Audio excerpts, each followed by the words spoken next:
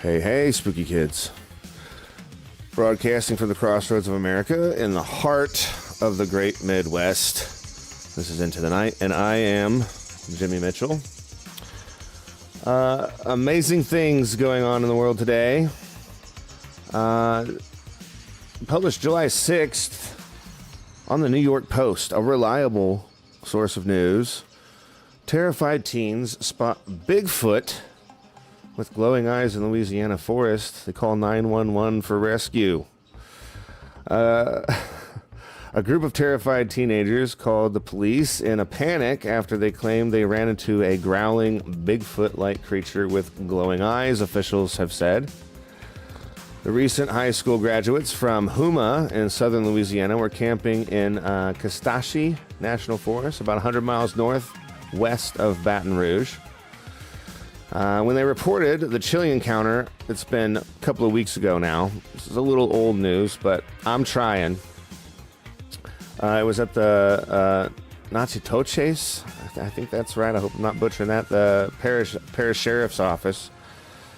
They recalled seeing a large animal that resembled Bigfoot shortly after they set up camp about a mile and a half off a Backbone Trail in southern Natchitoches Parish, according to police.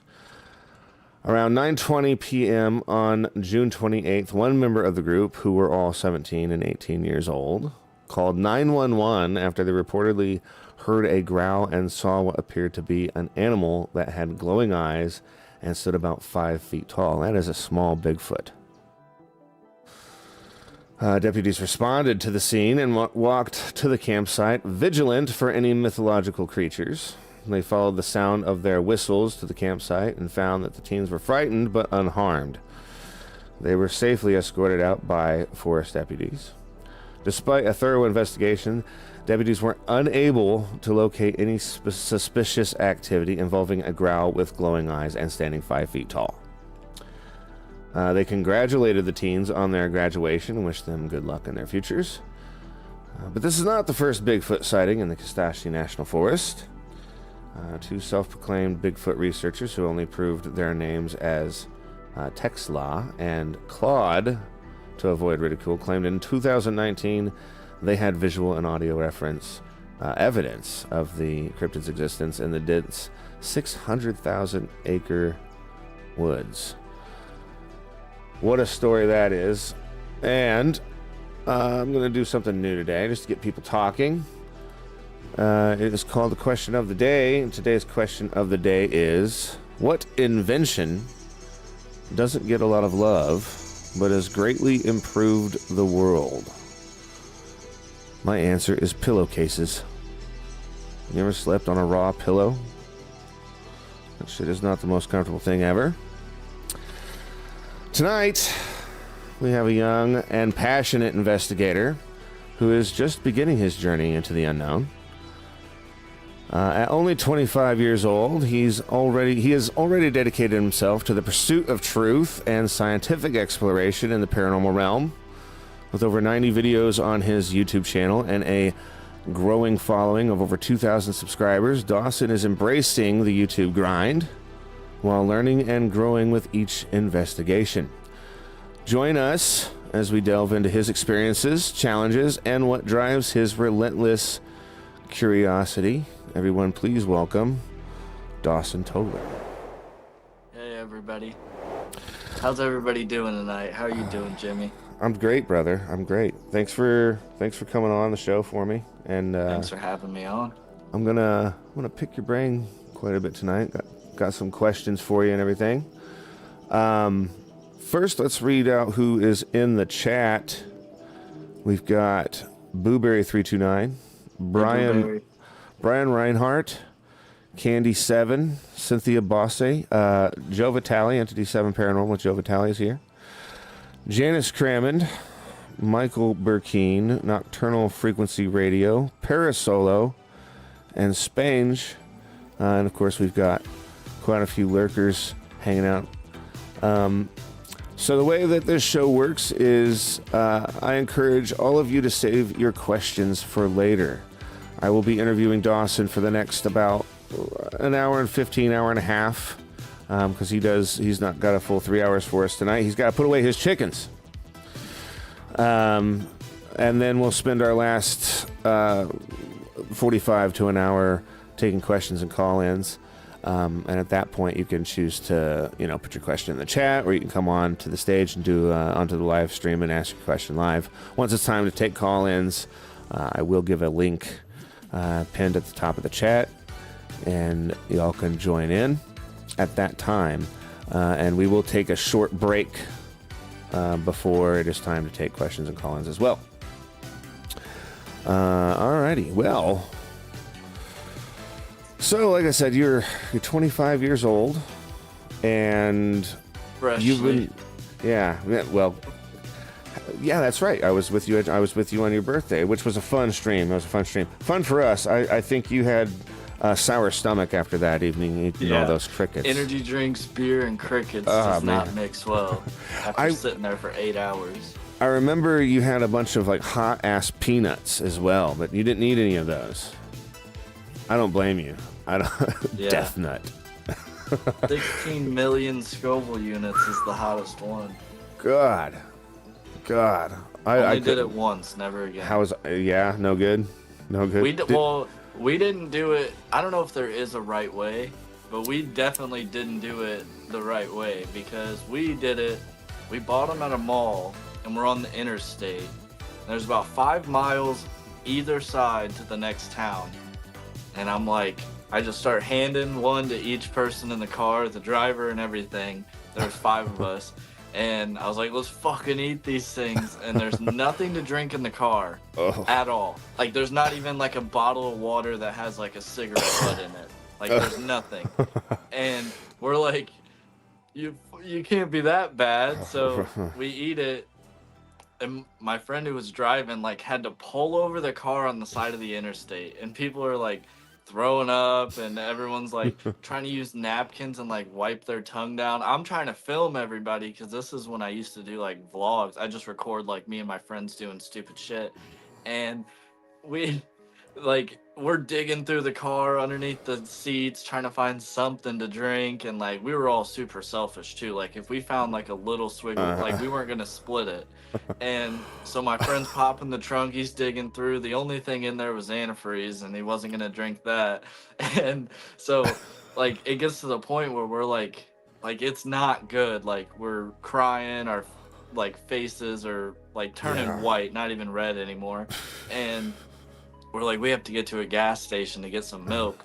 And my friend's like freaking out. He's like, I can't drive. And we're like, what do you mean? You got to drive. And he's like, I can't drive. I can't see. I can't, like, my mouth is like this big. Oh, man. And we pretty much like forced him to get in the car and drive. And we're hauling ass to a gas station. And we run into this gas station, and we're all grabbing milk, just opening it up, drinking it right there. Like, we're gonna pay for it, but we're drinking it right there. Right. And they're like, what are you doing? What are you doing? It's like, we're gonna pay for it. We're gonna pay for it. Like, we ate a hot ass peanut. Like what kind of crazy kids just like ran into the store? And yeah, it was pretty. The milk didn't help either. It just helped for like right then while the milk was in your mouth, and then like once you swallow it, it just comes back. You know what I find helps with spicy stuff, and I don't see enough people talking about this, is just chocolate. Just straight chocolate. That seems to help. Now, I don't know if it would help with 16 million Scoville. I don't know how much. You might have to eat a lot of chocolate, but that's crazy, They man. have like the world's hottest chocolate too. Yeah. So. Yeah, that just doesn't sound appealing to me. I watch Hot Ones a lot. You know that show? Hot Ones? I've never watched it, but you know what it is. I've been getting some of their sauces, which are absolutely delicious. Like, they're really good. The ones that they're selling in the stores are really good. And they're not too crazy hot at all. I think the hottest I've had though is just over 5,000 Scoville, and that's baby 5,000? spice. 5,000, which isn't that bad. It's not that bad. Yeah. But yeah, I mean, I like spicy stuff. I don't think I would eat a flaming hot peanut like that though. Yeah. I hate spicy stuff. I can't stand it. I don't like the taste of it in general. The only like really spicy things I've ever eaten was I ate the world's hottest gummy bear and then the world's hottest peanut. So yeah. You're braver than I am, man. You're braver than I am. I'm going to ask you some questions about your career here, stuff that's been going on with you.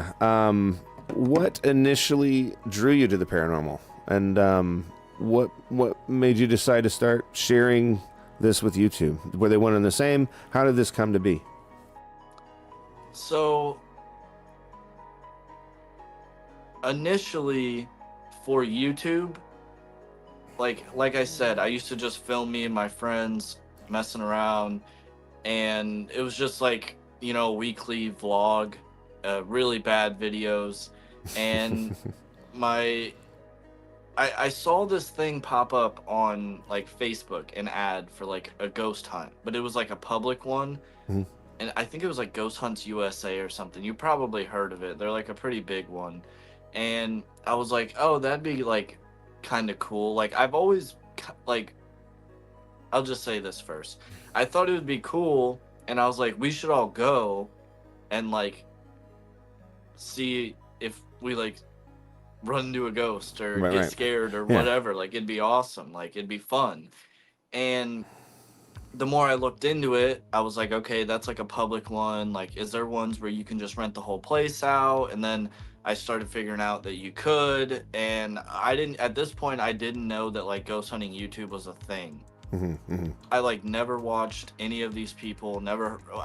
I've heard of a couple, but that was because of other reasons, not ghost hunting. And so that's when I really started to look into it. And I started buying like equipment that I thought was pretty cool and that I could use. And there was this hotel that was in Chicago, and there's a ridiculous amount of deaths there, and a lot of famous people have been there, and there's just a lot of stories. And I told my friends, I was like, hey, I just booked this hotel, like let's go and see what happens. And we wandered around the hotel, and we interviewed like security guards and this and that, and it was just fun. And so I was like, okay, I'm gonna keep doing this and like learning more. And like, well, I wasn't necessarily like an absolute idiot, like I was way more dumb. But when it comes down to ghost stuff in general, why I think it clicked like that night was like ever since I was a kid, like my mom would take us on vacations, and like we wouldn't just go like to Disney World. We'd go to ghost towns and random places in the mountains where there's like one house standing and it's abandoned, and we'd go explore it. And like I have pictures on the wall of like me at abandoned amusement parks and everything when I was like 8. So I don't know, I think that's like kind of what made it click. But really at the beginning it was just I thought it'd be fun. And then when I started looking into it, and I was like, oh, this is like a legit thing that like people do. Right. And, that's when I started finding like other YouTubers and, other methods and this and that. So. Right. Yeah, the way I learned of you was Side-Eye Guy's video, who is in the chat right now. And I appreciate that. I'm actually going to be interviewing him for my documentary soon. But had he not made a video on you, I guess I probably would have come across you eventually, but yeah, and then to see that you guys became friends, and because the first time I was on a panel with you, he was there, and I was brand new. That was on Nightmare Nation's channel, and it was like, I had literally just learned about this whole thing, I think the week before. So it was like, oh wow, they're actually like, they've become friends.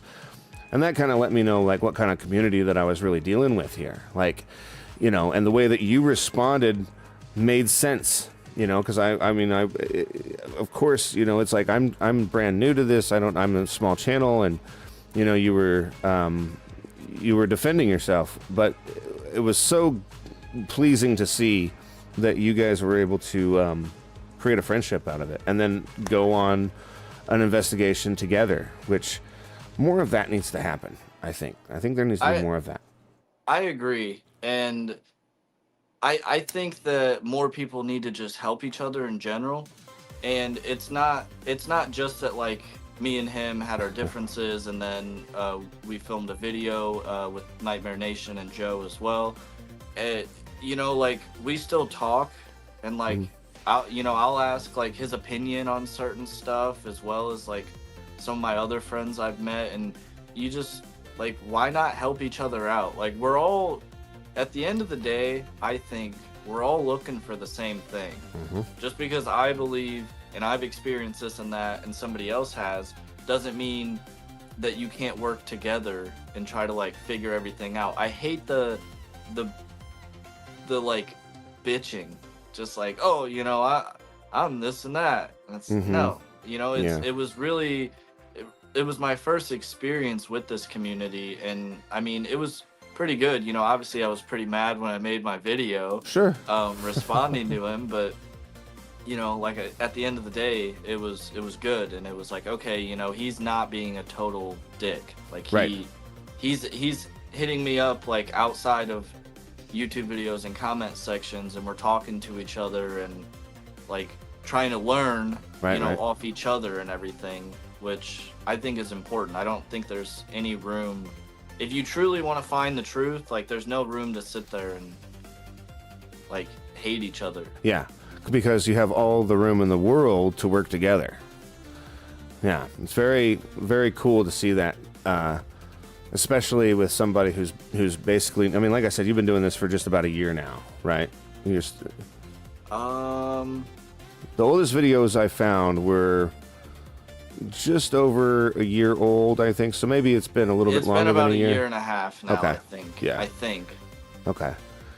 Yeah, and seeing somebody that's coming into it and immediately being swarmed by, I think, some very legitimate names in the field. People like Joe Vitali and of course Don Marie. They love you. They just they speak very highly of you, and that's awesome to see. And again, seeing Side-Eyed Guy kind of and you put aside whatever differences you had and say, hey, we could be stronger together. It's really a beautiful thing. It's one of the pinnacles to me of what the community that we have found is about. So, very cool. Let me ask you this. So, as a young investigator, and you mentioned it before, mistakes are made, and even seasoned professionals, if you want to call them professionals. I don't know if there's really any such thing as a professional ghost hunter, but I agree with that. Yeah, but well seasoned, they make mistakes. Can you tell me about some of the mistakes that you've encountered, and how have they shaped your approach to your investigations? So really, like, when it comes to mistakes, the biggest one that I always think about, and I bring it up all the time because I think about it, of how dumb I was. I didn't know anything about like the devices I was using necessarily. I knew that I could touch it and it would go off. That was about it.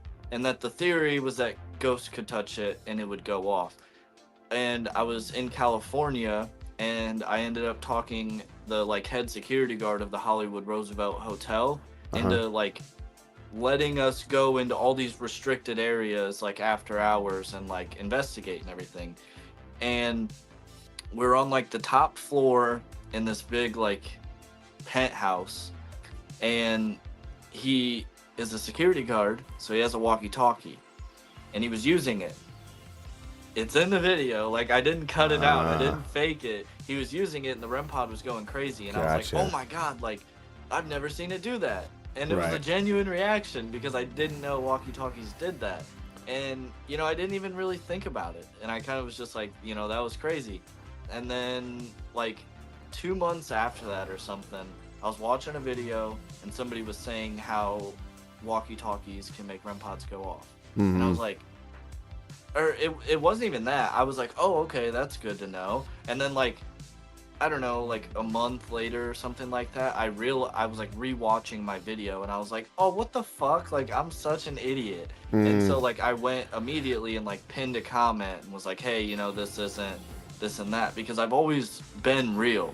Despite some people think that there's a weird group of people out there that think that once like Side-Eye Guy made a video, that's when I like became real, which isn't true. But yeah, so this was like a long time ago too, and that's like the biggest mistake that I really remember. And I guess just trusting people when they tell the history of places. I used to just trust them Right. and trust what they were showing me was legit because I didn't know that it was this weird and dramatic and like everybody's lying. I didn't know that at the time. I thought it was Right. just like, hey, we're all here for the same reason. Apparently not. But Yeah, you got to watch out for that. And that's something that I've, I've gone through that myself, learning that you can't trust everybody. You can't take everything at face value, which is unfortunate, but I mean, I guess that is life. You always run into those people whether it's in the paranormal or not, you always run into somebody who has some crazy story about something, and well, I guess taking that, I guess that's the biggest mistake, right? That you'd think, like, where you learn from it and was like, okay, this is, I'm glad that I know that now. How did that Probably. become? Yeah. Well, okay. If you can think of another, is there a specific incident where a mistake turned into a valuable learning experience beyond the REM pod, even, or whatever it was that Well, you were I using? mean, quite honestly, whenever Side Guy made that video, I didn't believe like half or more than half of what a specific person was telling me. And I was just like, but he was kind of saying it as like, this is what we think, and this is why. And I was just like, whatever. But the one thing I was like, he's not lying about, he was lying about too. And because that, what he was saying happened in that town. Like, I knew that before I even went there. I knew that because I had been to like the Sally house before that. That when they moved the bodies and everything, like, that was a real thing that did happen in that town. So when he said that it happened on that property, I was like, okay, because it's, I don't know, it just Right. was like, okay, well, this one is like a legit thing. And it wasn't. Apparently not. Yeah. And this is that the? And I'm not trying to talk bad about him, by the way. No, I I'm just, understand. that is something where I was like, okay, I can't just trust the things even when I think I know that it is real. Right. Yeah, I've gone through the same thing again, and then when you find out that that's not true, it's like, well, what now? What do I have to hold on to here? And then I think you deal with a lot of disappointment on your own end. You start having like an internal battle about, gosh. I lost a lot of confidence. Yeah. And I lost a lot of like like the emotional like attachment to going to these places. I lost a lot of it for a while, because I was like, man, what the fuck? Like, what else is like wrong and this and that. But I mean, at the end of the day, I know that like my favorite things that have ever happened, none of them were like on devices or anything. I still like devices. I do think that they can work, but I'm like, no, like it is real. Like, it is out there. I've experienced it. Like, it's not like I had a couple REM pod beeps go off and I'm like, oh my gosh, that's a ghost. Like, I've had pretty crazy shit happen. I'm like, okay, and I have to like bring myself back to like earth and be like, no, I'm not just an absolute idiot who's wrong about everything. I definitely don't think you're an absolute idiot. And it's a perfect segue for my next question, because like, how do you stay motivated? When you have these setbacks or mistakes or whatever in your investigations, how did you get that motivation back? I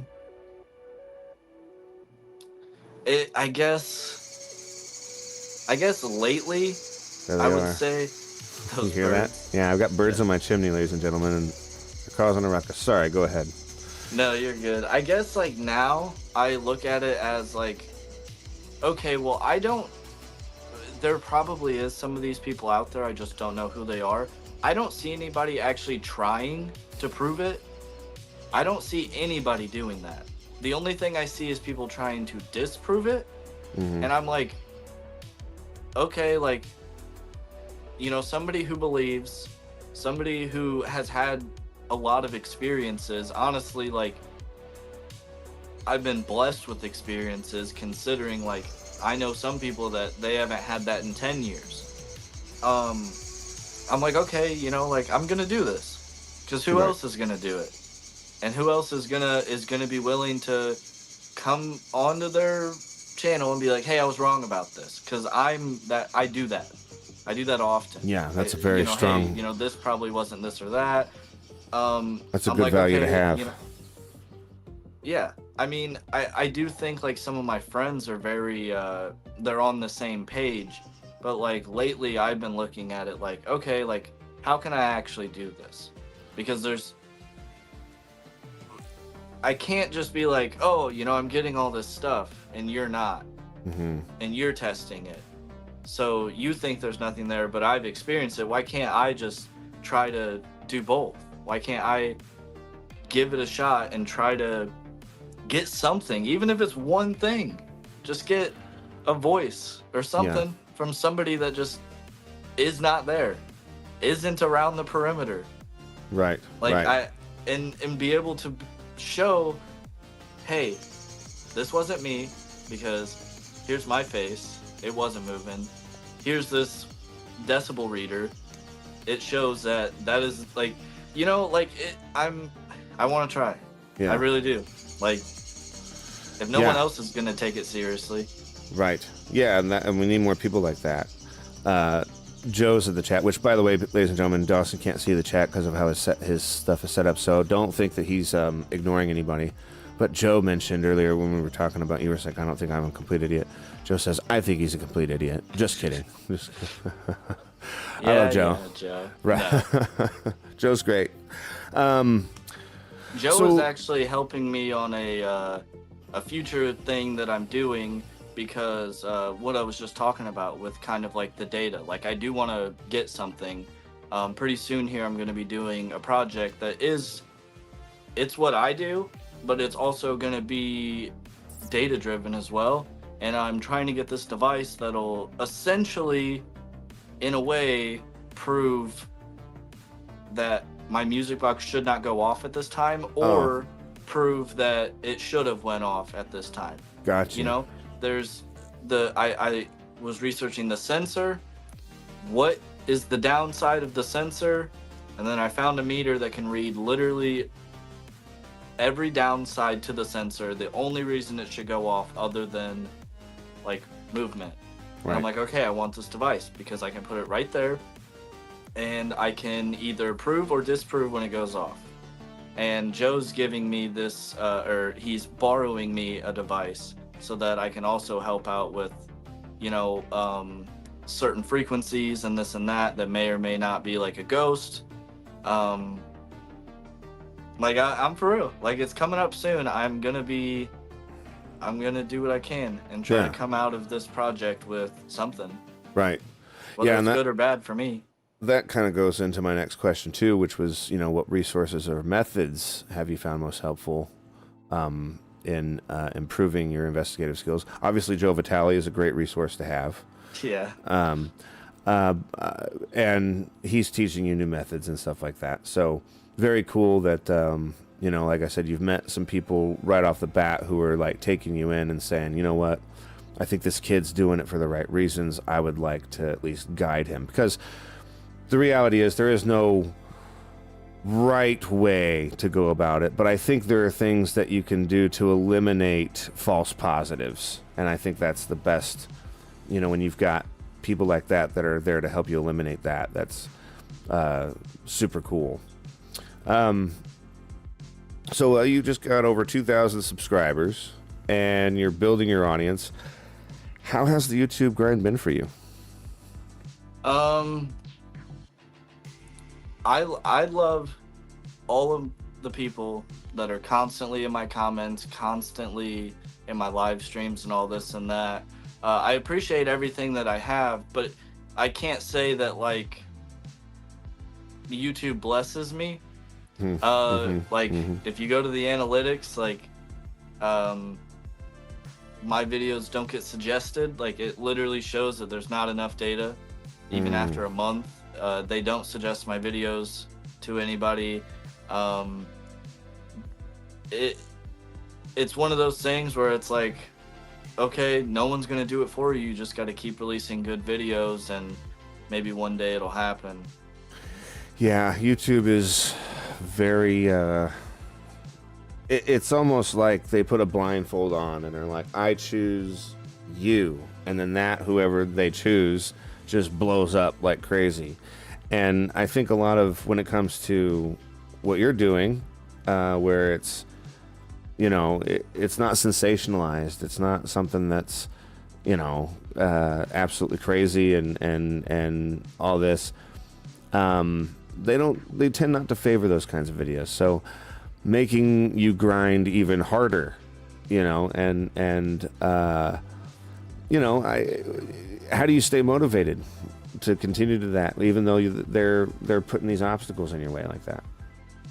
At the end of the day, this is what I want to do, and it has been what I wanted to do. Like, I quit my job, moved to Tennessee so that I could cut down on my bills, so that I could pursue this. Like, at the end of the day, it's what I want.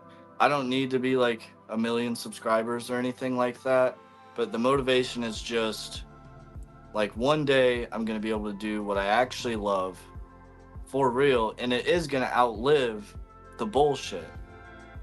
Yeah. It is. Like, my videos, while they're still fun, entertaining, there's sound effects, there's music, it's real. And in 10 years, if somebody comes across it and there's credibility in this and that, they can be like, oh, that's cool. But 5 years from now, half of these people aren't going to be on YouTube making these videos. I don't think so. Because it's going to dry out of the bullshit, and people are, they're going to keep getting, their credibility is going to be gone forever. You can't just switch up from that and be like, okay, guys, now I'm real.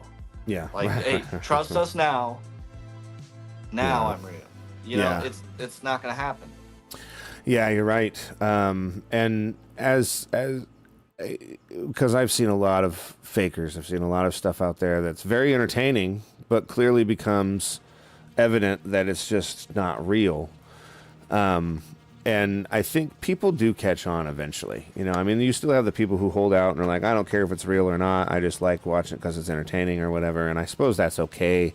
I kind of battle with that to a degree.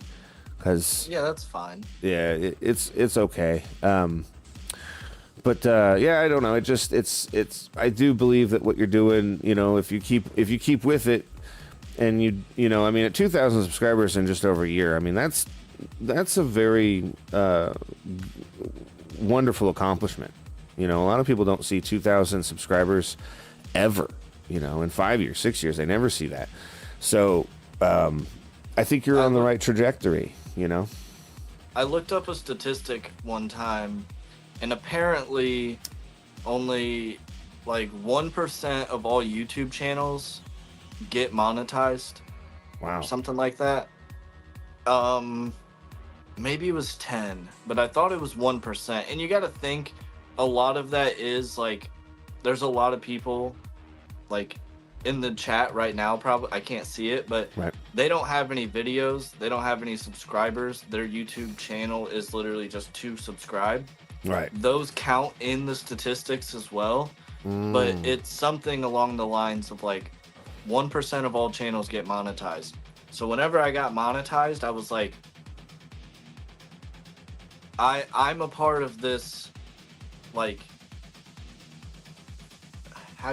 I'm a part of this like group that is the only people that have ever done this.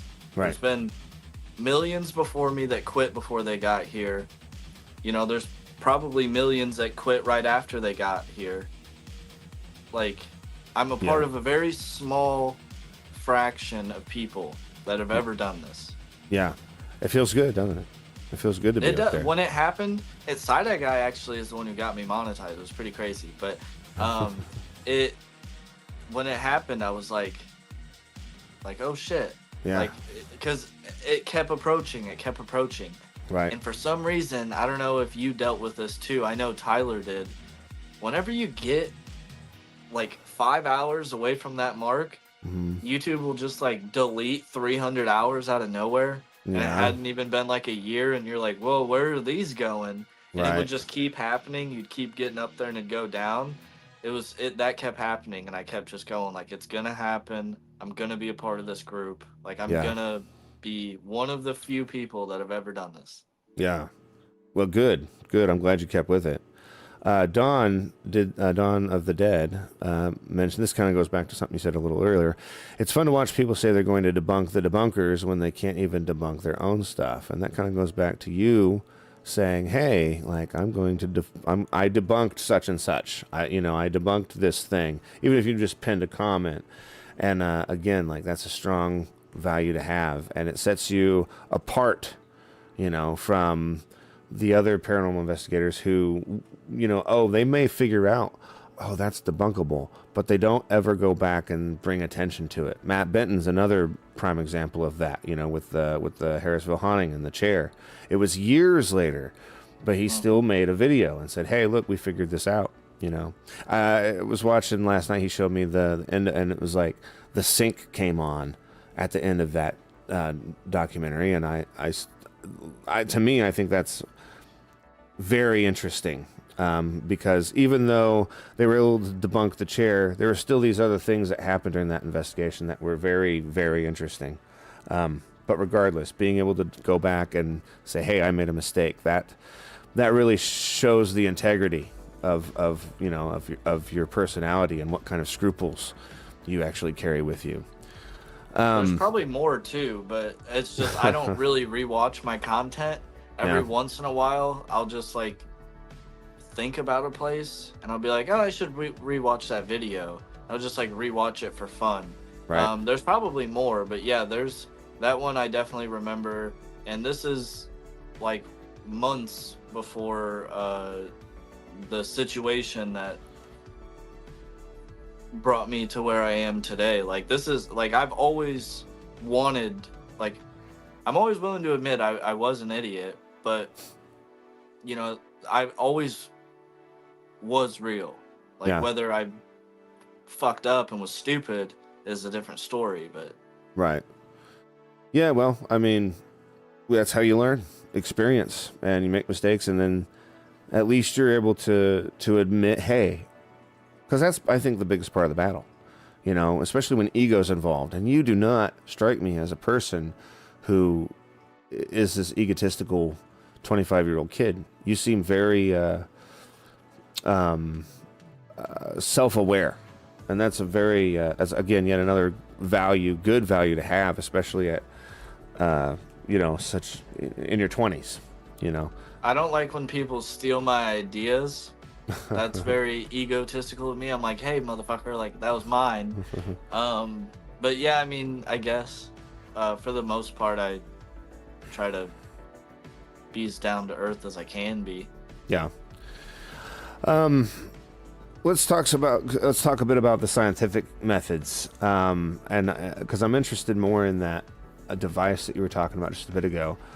Some of the scientific methods that you've tried to incorporate into your investigations, how successful have they been, and what are they exactly? Can you tell me? So far, like, I'm gonna keep it 100% real here. I haven't done like really anything necessarily crazy that somebody would look at and be like, wow, that's scientific. Mm-hmm. I try to look at things rationally, and is there dust on this, or is it something else? Stuff like that. But what I'm doing for this future project is going to be very scientific, very, not even really scientific, I guess. I would just say data driven. Right.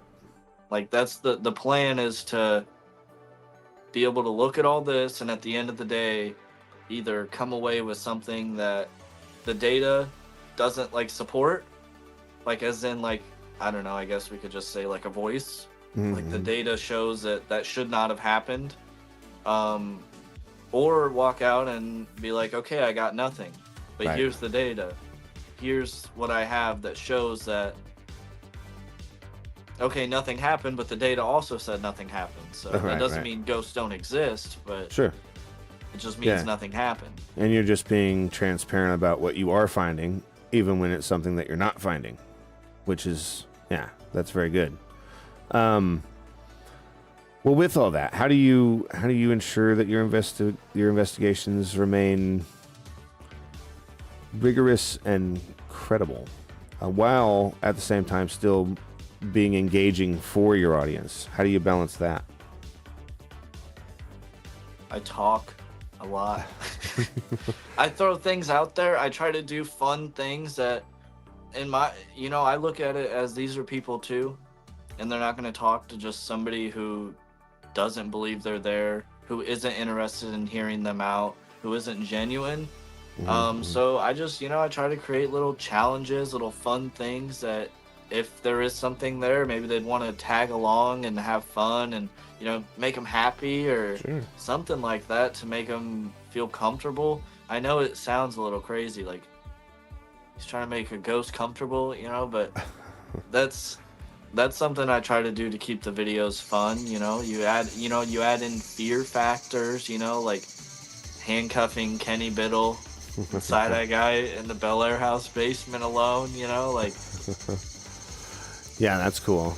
And good on them for being willing to allow you to do that. I just met Kenny like a couple hours before that. Oh, yeah. And he was the first one to go down. He was like, oh, okay, I'll do it. Right. Yeah, I like Kenny. Kenny's, actually, I plan to have him on the show sometime soon as well. But yeah, Kenny's, I love how real he is and how just unapologetic at the same time, Unapologetic is a very good word for Kenny Biddle. Yeah, totally. Yeah. All right, well, so 90 videos, over 90 videos. Is it that much? Yeah. Yeah, man, you've been doing the grind for a while, man. I know, right? Time flies when you're having fun. And when you're having fun, you don't have to work a day in your life, right? If you're doing what you love.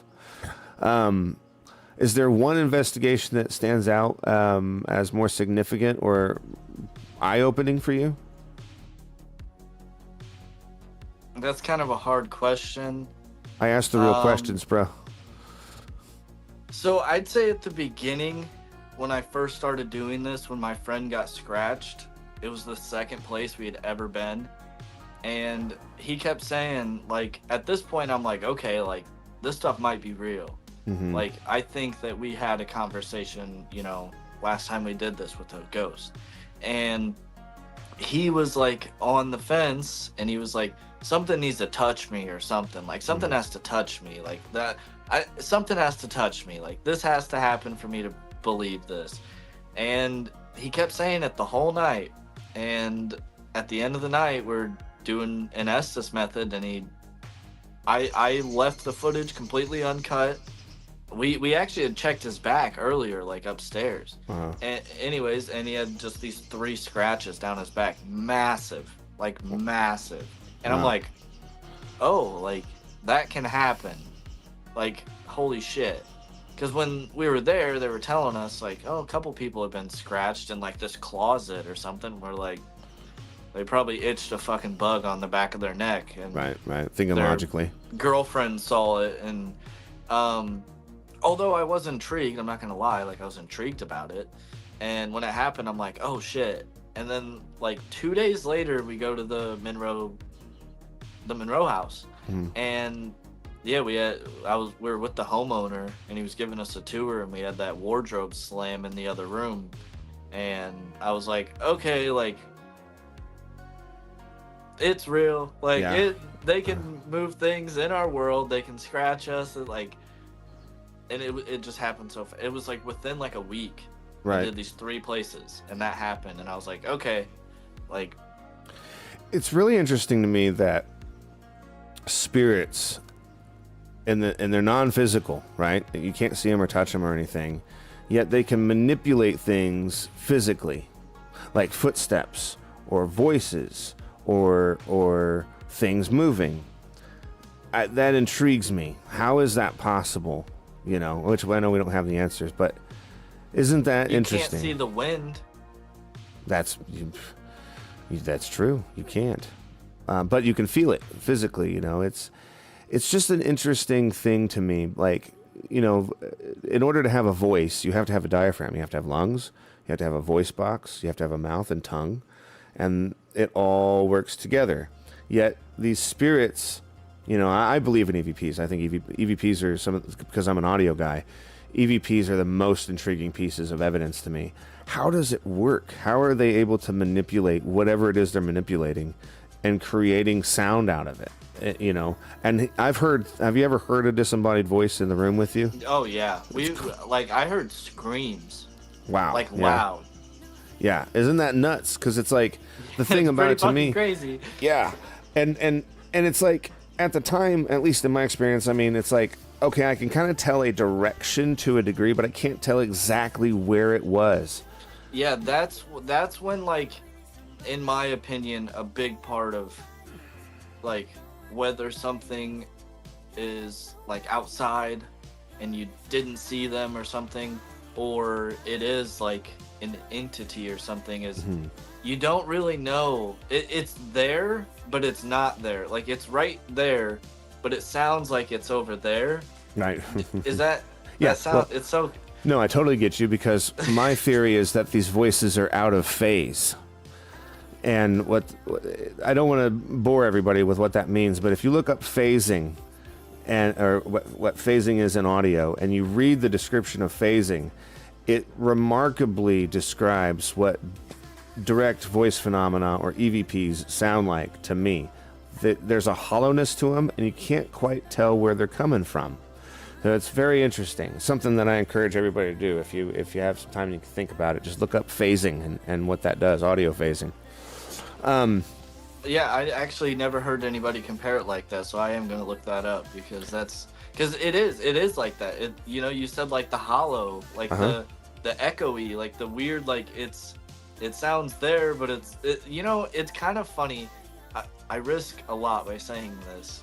Stranger Things with the Upside Down is kind of crazy, because, like, he lights up the lights whenever she writes on the wall, but really he's not there, but he is there. Right. It's like a different dimension. It's like, is that it? Yeah. Because if so, they did it pretty freaking good. Yeah, totally. I love that show, man. I can't wait for the final season, even though I'm going to be sad when it's over, because it's like something I'm looking forward to. Yeah, I always hate to say goodbye to a show, but I've watched that probably about 3 times all the way through. Great show. Bigfoot's just a demogorgon. Right.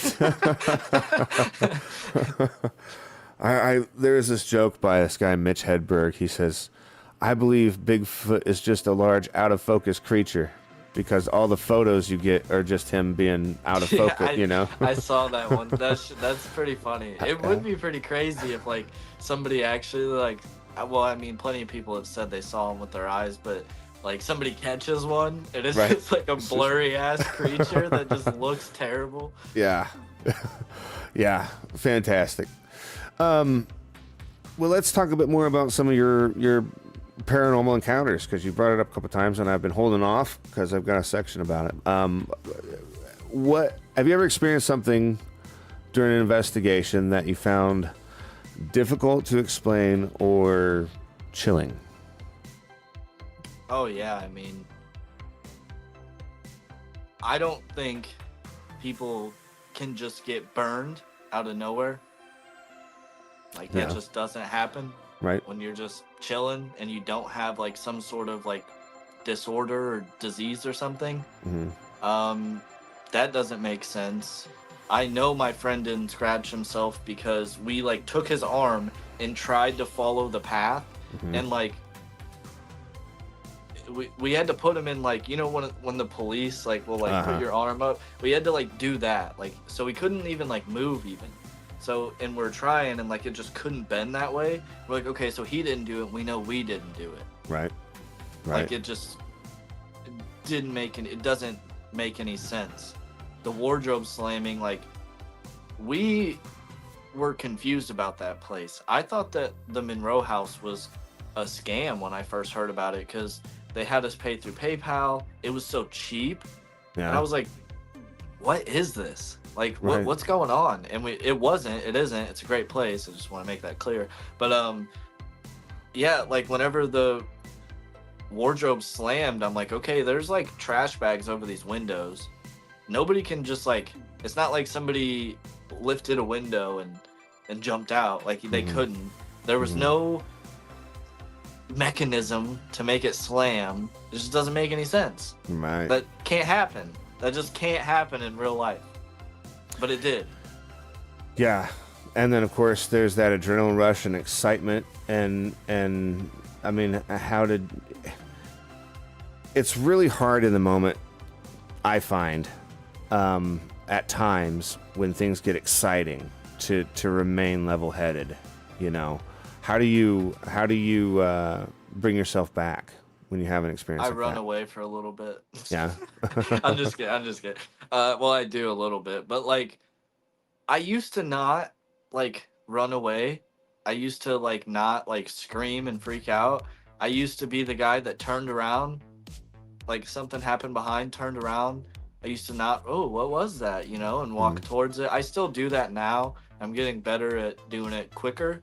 Because a lot of times I'll stand there for a little bit and be like, that shouldn't have happened. Let me like catch my breath. Right. Sorry, where were we going with that? Just how do you maintain level-headedness?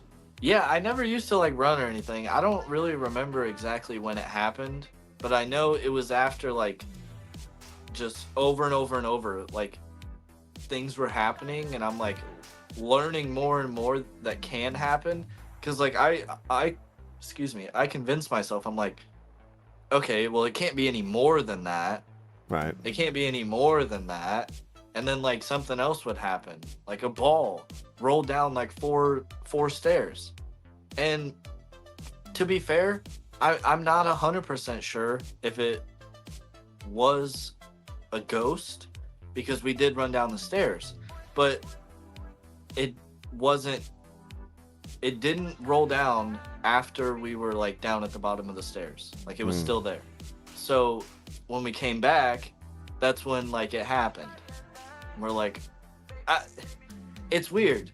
Like, could it have been something else? Maybe. But also right before that, we literally watched it like roll sideways and caught it on camera. Like it literally, it was a Winnie the Pooh ball, like a little like kid's ball. And as we approached, you could see it just like Winnie, like there was only a little bit of yellow from Winnie the Pooh. And all of a sudden you could see his whole head. Like, I don't know. Yeah. That place I think was one of the places where and that was also where we heard the screams and I was like, I don't know, I think that place I was like, okay, this is like pretty messed up. Why can't I see these things? Why are they happening? Yeah. Is that the most compelling piece of evidence you've captured so far, or is there anything better than that? I don't know. And not in a It's so general sense, hard. more for you, you know, like. For me, that place was crazy. Yeah. And The Monroe House. No, this was actually at the Rhodes Hotel. Okay. And so Joe has been there and he told me that people do mess with people when they're there and they'll like knock on the door outside and like hoot and holler and this and that, which we discounted the first time we heard it off camera, but then it happened 2 more times, the same thing. Looked outside, nobody was there. Like we gave it a shot. We're like, that has to be somebody outside. Like what? Like that doesn't make any sense. Like we've heard little things that like might have been voices, but it was just scream loud as hell. And the camera doesn't even do it justice. Like, and it's still loud on camera. It sounds like somebody else was just screaming. Wow. So that to me is pretty crazy. But I think the most compelling, I guess, would be, I mean, that wardrobe. That's like a physical, heavy thing. Nobody was over there. Right. How'd that happen? And all we have is the audio. Is because we weren't over there. Right. That seems to be a common thread in the paranormal, right? When something cool happens and you only catch the aftermath of it, isn't that? It almost seems like it's done on purpose by whatever it is that's messing with you. Now, I think there's something about being observed. I really do. There is certain things in science and like quantum physics and stuff like that, that when things are observed, they act differently. And it depends on the person observing. That's a real thing. Yeah. But people like to, kind of ignore that a little bit when it comes to the paranormal. I think there is something to observing. I got more when I just walked around with one camera and a couple of my friends. Now that I'll set up more cameras, I'm better at the camera. Voice recorders, you don't get as much. And I do think there's something to the observation of whatever. Yeah, I've never heard anybody say that. That's very wise. I think you're right. Because when you go looking for something, you're probably going to find it. And what you're saying kind of goes along with that idea. That, I mean, of course you can make anything into anything, but when you're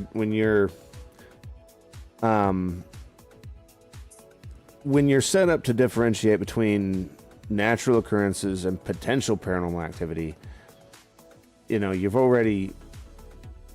you've created a barrier for yourself, which is important. And yeah, being able to observe things like that and being aware, like, okay, let's not just jump to conclusions. I think that's, again, yet another strong value to have. Now, sometimes I jump to conclusions if it's pretty crazy and damn well that wasn't no tree, right? Or like a frog outside, like you're like, okay, that was something, but for the most part, yeah, I always give everything a chance. Mm-hmm. A lot of people don't like that. I don't believe in chasing every single noise that you hear. That's not what you do. Because then you just chase your tail the whole investigation. Next thing you know, it's 2 hours later, and all you got is you walking around the house, and there's 6 noises that you just walk to the other side of the house, and then it happens over there, and you walk to that side of the house. Yeah. I don't believe in that. I believe in trying, even if it's nothing, giving it a chance. If it is something, okay, come closer. Okay, right. that did sound closer. Can you come a little closer, a little louder? Okay, it did. Okay, then that might be something. Okay, can we approach you? And then it'll get further away, and it's like, okay, we can't approach you.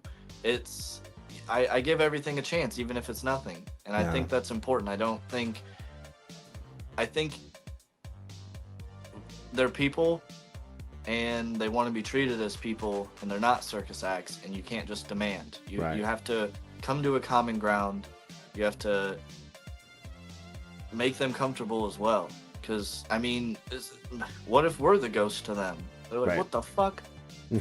Yeah, I have a theory. I don't necessarily believe that ghosts are invisible people walking around the house, and this kind of ties into what you were saying about you hear a sound over here, you hear a sound over here, and you're just chasing your tail the whole time. I think part of that, and I could be wrong, it's just something that from observation and watching everybody do it, they waste a lot of time. And it's like, I think that an entity, be it a spirit or whatever, resides in the entire home. That it somehow possesses the entire home. So it is in sort of an omnipresent state in the home where it can see and hear you in every single room. It's right. Everywhere all at once. And these sounds that you're hearing or whatever, it was over here, and you run to this room, I hate seeing paranormal investigators do that because I think they're wasting their time. It can hear you and see you in every room. Again, that is just a theory, as all of it is. Yeah, as all, yeah. But, and again, and I've brought this up several times, I don't understand why ghosts wear clothes, because clothes are not alive.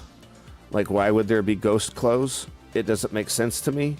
And the way that I wrap my head around that is that whatever this entity is projecting these images. It's projecting the way it last remembers itself, or itself in its prime, or however, and that's why it's wearing clothes. Again, it's just a theory, but I don't believe that spirits are just invisible people walking around your house. I think it's something to do with some sort of sentient energy that inhabits the whole home.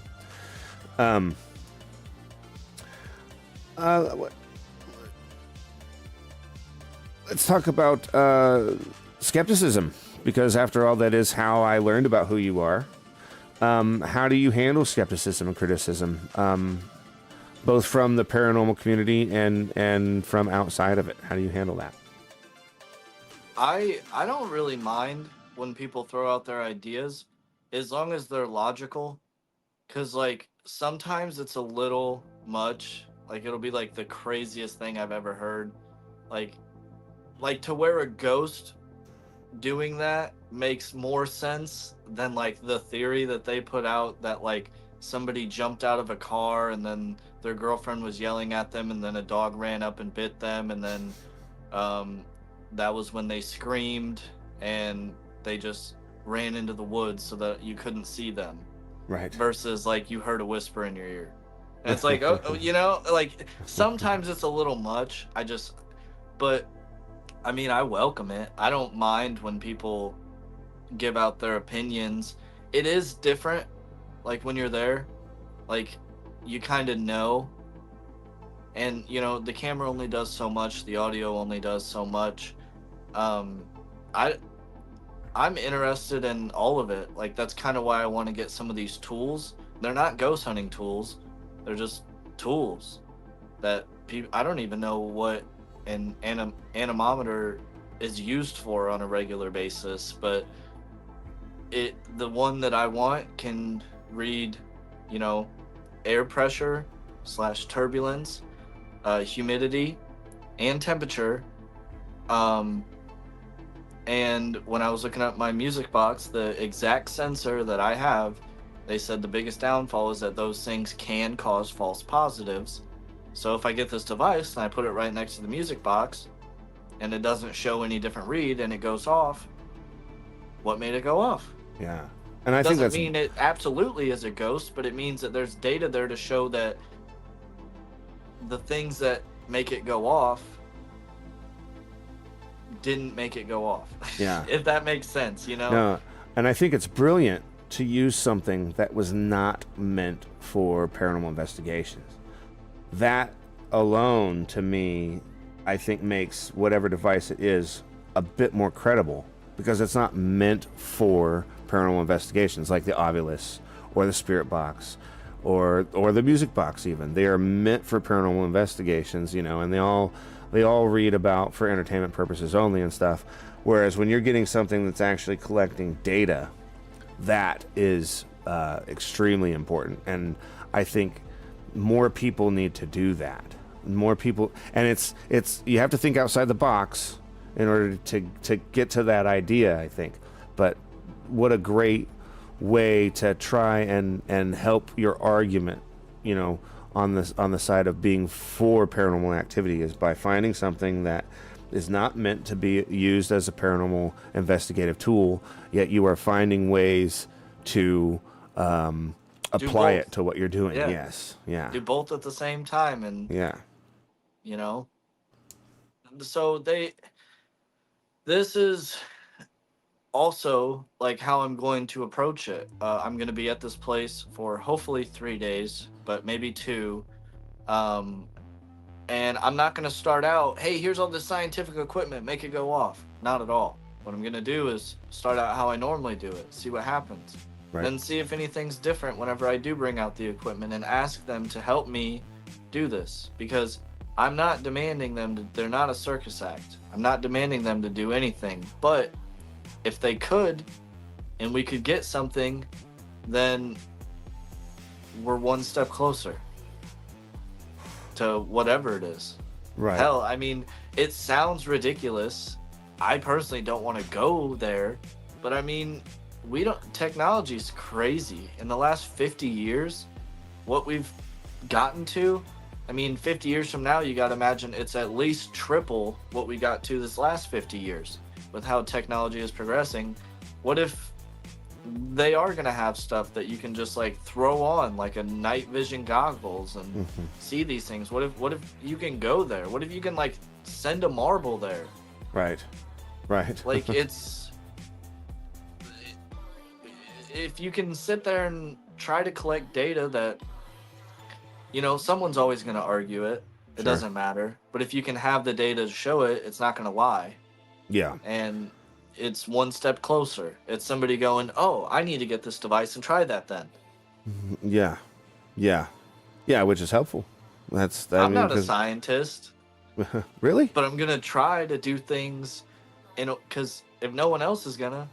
Yeah, absolutely. If no one else is gonna, someone's gotta. Why not you? Why not? Let's talk a bit about. We touched on it a little bit. Investigators or researchers who have helped influence your work. How have they helped shape your approach? Give me some names and talk about them. Whew. So, like I said, when I first started this, I didn't watch it.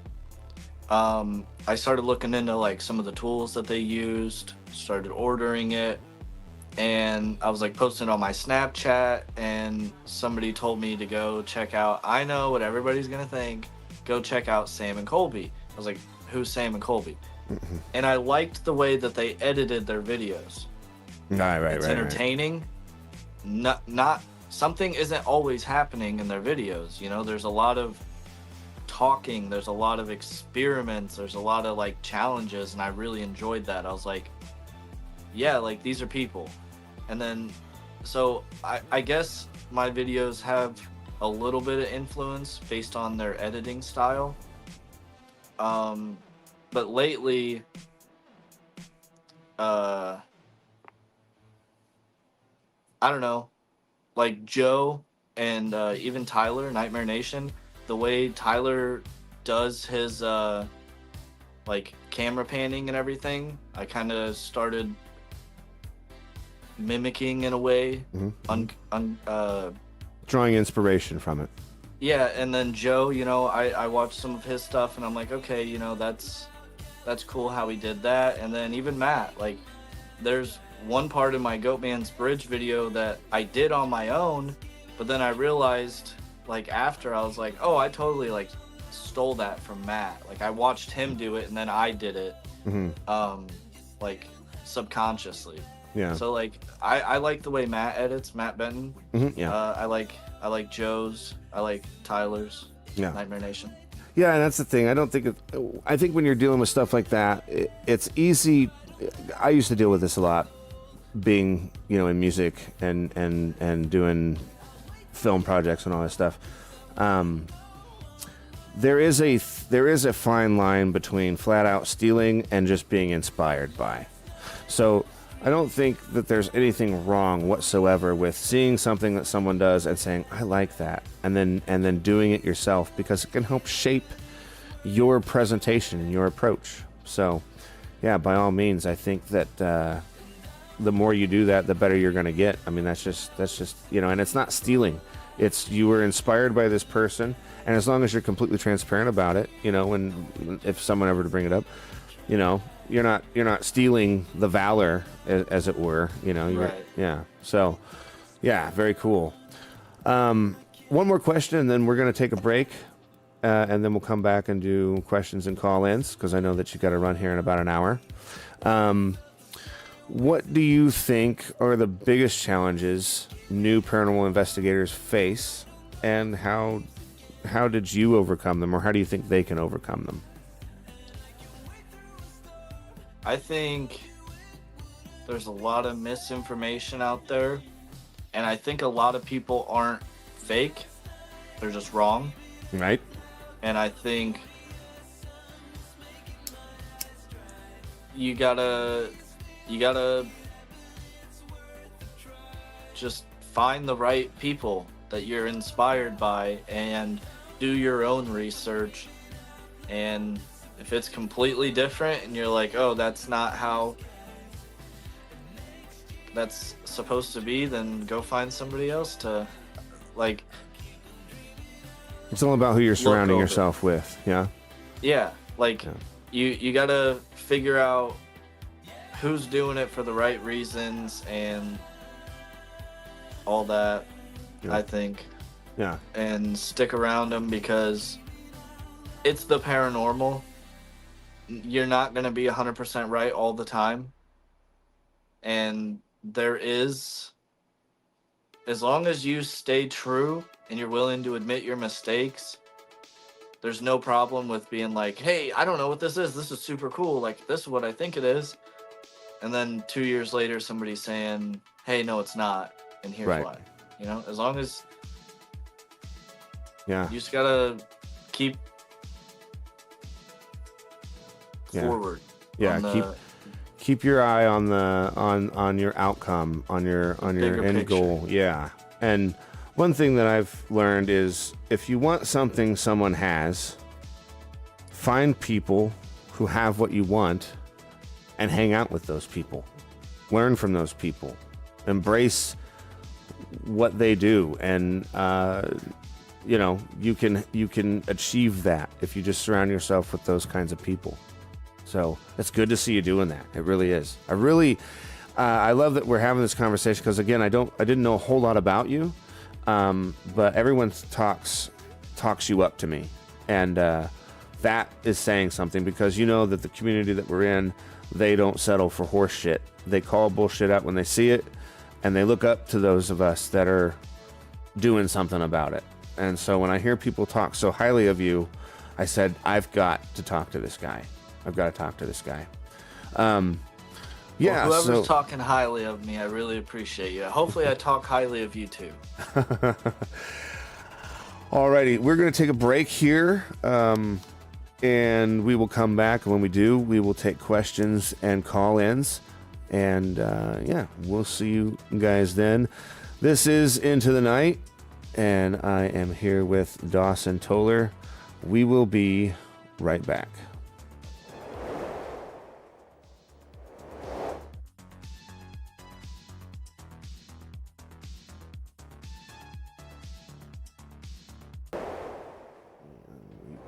There we go. All right.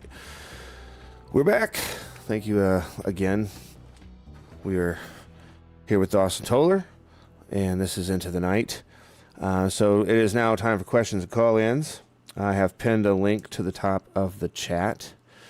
And the way this works is if you decide to come on to the call-in, you'll be given a maximum of 60 seconds to ask your question, and then you could choose to sit in the stream while he answers, or you can leave the stage right after you ask the question and listen to his answer in the stream.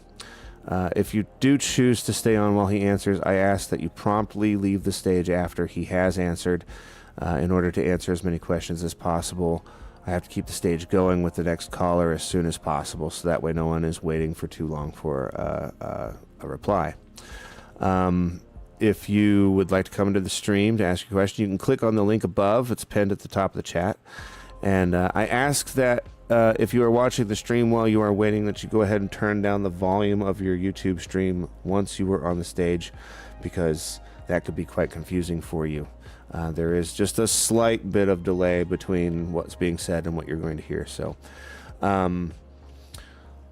questions, when you ask them, just put a Q in front of it. This is something I think we have all taken from Kenny Biddle. It's such a brilliant thing to do. If you put a Q in front of your text there, and I will read out the question. So now's the time, and I will start off asking questions, because that's what I do. Oh, question. Michael Minerals wants to know, lasagna or spaghetti? Lasagna all day. Yeah? I like spaghetti's cool and all, but lasagna, just the layers of cheese in there. And Yeah, pasta pie. have you ever had pizza pasta? I have. So good. Yeah, especially when it's made the way that you like it. I prefer specific kinds of sauces. I like to make my own sauce. I like to cook. When it comes to lasagna, I'm not the hugest lasagna fan, but I tell you, Chef Ramsay has these microwavable meals now, and I don't like lasagna very much, but I tried that, and dude, it was the best lasagna I've ever had. Like, and it was just like And it was microwave. Yeah, it was really good. Let's see here. Anybody else got a question in there? No, but Booberry says good answer.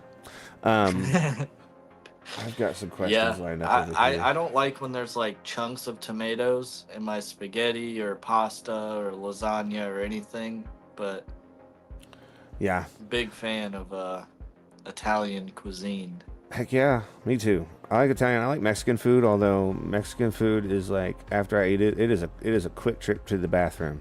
Oh my. I like Taco Bell, but I'm not a big fan of like going to a Mexican restaurant. Yeah, I do enjoy that, but because I like the free chips, man. They almost always come out with free chips that they've made right there, and then you've got the salsa, and that's all free. I love that. But yeah, man, I don't like the aftermath. I don't like the aftermath. Yeah. I tried a churro for the first time like a week ago or something like that. Yeah. And it came with like ice cream and whipped cream and dark chocolate like syrup. Yeah. The dark chocolate syrup ruined it because dark chocolate sucks. But everything else about it was pretty good. I might get a churro in the future. Yeah, I haven't had one yet. The only thing I've had that was even closer the cinnamon twists from Taco Bell, and I don't even think that's anywhere near the same thing. You know what those are? What's that?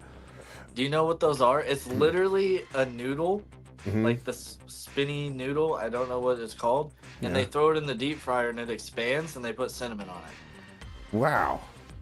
Yeah, it's crazy. I thought it was a joke. Right. People were like talking about it. And I asked my friend who worked there and they're like, yeah, no, that's what it is. And I'm like, what? Wow. I'm gonna have to try that. It's I still don't even like them. I just want to try it. Wow, they it's worth told trying. me it was, and the internet says that it's literally just like a noodle. Throw it in there, it like expands, and then they put like cinnamon on it. Huh. Wow. The things I learn on this episode, on this show. Yeah. Udahaf is asking, what kind of equipment do you feel is most reliable for paranormal activity? I mean, like, aside from like yourself and cameras and like voice recorders, although I do think that like voice recorders can also give you like pareidolia and stuff like that. I do like my music box, I really do. And that's because I've said this before, although the REM pod can be manipulated, it's the fact that I can put my hand there and it'll go off. With a music box, I can put my hand in front of it and it'll go off.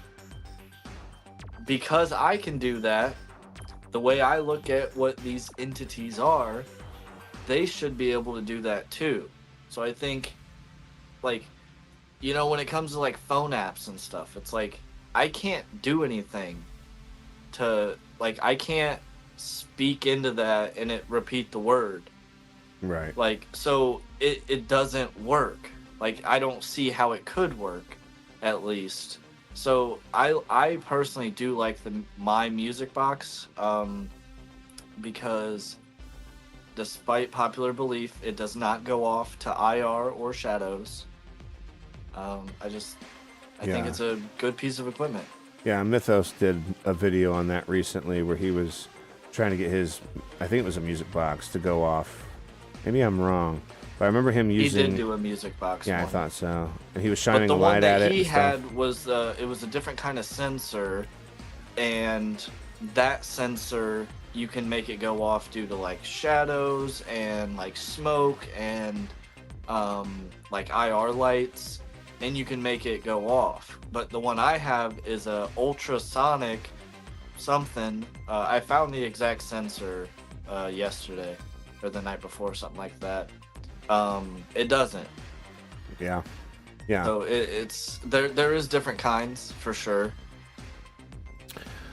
Yeah, I'm glad that people are doing this thing where they're taking pieces of equipment and doing their best to try and figure out how reliable it is and putting it through all these tests. And it's funny to me that it just seems like it's just now happening, even though these things have been around for ages. Kenny's been doing it forever. Yeah. You know, he hasn't done everything because it's very expensive. And not trying to put words in his mouth, but the way I look at it, in my opinion, I think that he's like fuck that. That's Right. $300. Why would I do that? Yeah. So he hasn't done everything, but Kenny's been doing a lot of this take things apart and all that for, I'm pretty sure, years. Yeah. He stumbled into one of my lives once, and I was like, because I'm really hanging on those EVPs on my investigation that they're real, and so I'm finding people who are debunkers, and it's like, listen, like if you can figure out how this was done, let me know. It's gonna break my heart, but like I invited him, please, like if you can figure it out, let me know, and he's all about it. So I think we'll probably talk about that whenever he comes on, whenever that is. I don't believe in I don't buy into the idea just because you can replicate it doesn't mean it's not something. Sure. Because in today's day and age, you can replicate anything you want. Yeah. Doesn't mean that that's what it was. Right. So sometimes I won't be sold unless he can create an EVP that has that phasing hollow sound that I have come to find in EVPs and direct voice phenomena. I won't be sold on it. Like, to me, I want it to be, as accurate as it can be. So, but at the same time, it doesn't mean I'm shutting off, any other possibilities. Anna Banana 86 asks, Dawson, what's your favorite cricket flavor? None of them. None. No crickets. But I've only had the one kind, and bacon and cheese sucked. So Yeah. Yeah, bacon and cheese crickets I don't sound good heard at all. rumors that the salt and vinegar ones are pretty good, but I'm not gonna test it. Somebody's just trying to get me to eat more crickets. Yeah. Mike is asking, are you close to your goal for getting that device? I am not. No. Unfortunately. Hopefully I can get something figured out. Sure, I'm sure you will. Because I start that investigation Monday. Okay. I'll be in that town at least for 3 days. So I'm either going to do that house for 2 days and a secret location that I'm not going to disclose because it's awesome. Cool. Or that place for 3 days and not the secret location. Right. Okay. Well, yeah. So between now and then, you hope to have everything put together. You don't have a whole lot of time. That's me. I don't plan things months ahead. Yeah. I don't. Very spur of the moment. I think I work better under the circumstances of I have to get this done right now or it's not going to get done. Yeah, I can see that. I'm going to ask you a question. Looking back on your journey so far, what have been the most valuable lessons you've learned? And how do you think you can apply them to moving forward? Sorry, can you repeat that? Sure. What have been the most valuable lessons that you've learned so far? And how do you life or like YouTube? In your YouTube journey, what have been the most valuable lessons you've learned? Things aren't always as they seem. That's a good life lesson too. Yeah, that's a good life lesson. That's a good one. They're not. Sometimes you have to take a breather and be like, okay, Right. Rethink. Yeah. As much as like I'm a goofball and everything, and I'm like sporadic and impulsive, it doesn't mean that I do look at things in a way. I do genuinely believe like one day we're gonna prove this stuff, and I'm not gonna be afraid to be like, I fucking told you to anybody. But one day we're I look forward to all of that because it's not in my head if it gets caught on camera. Right. One of my friends, Amy Harris, has dropped in. Welcome, Amy. Thank you for checking out the stream. And so everybody in the stream, say hi to Amy. Give Amy a warm welcome. She's new here. Oh, those birds are trying to go at it again. I set a fire in the fireplace to try to get them to fuck off, but it hasn't worked. Udahef, I don't understand what it is with all these questions about food, but I'm down. I like food porn. Pineapple on pizza? Hell no. No? Hell no. If you come to my house with pineapple on pizza, you're leaving my house. See, No, like... I'm not that much of a dick, but that to me that is an abomination. That's all right. I think it all depends on the sauce.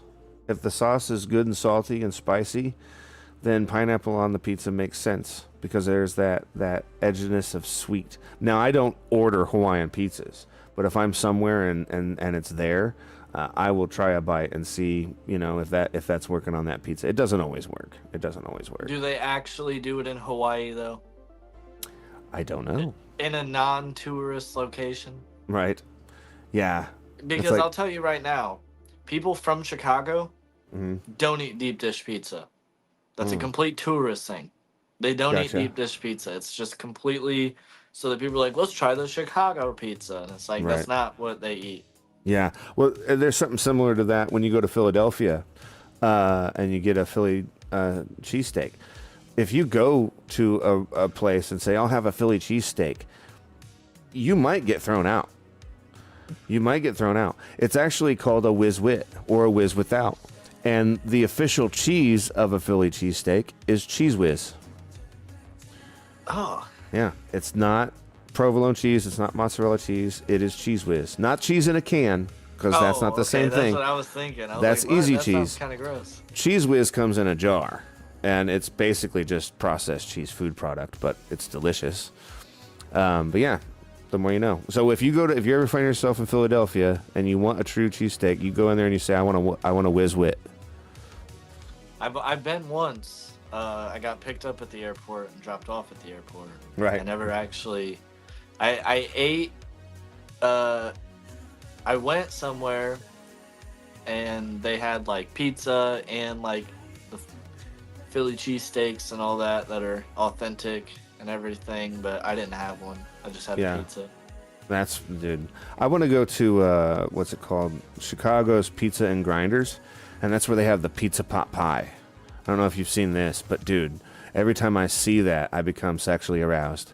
Like I am ready. I'm trying to make a trip with Luke, like trying to plan to go there specifically and just. I got a pizza place for you in Chicago. I'll tell you right now. It's called Rico Benny's. Okay. The somewhat south side.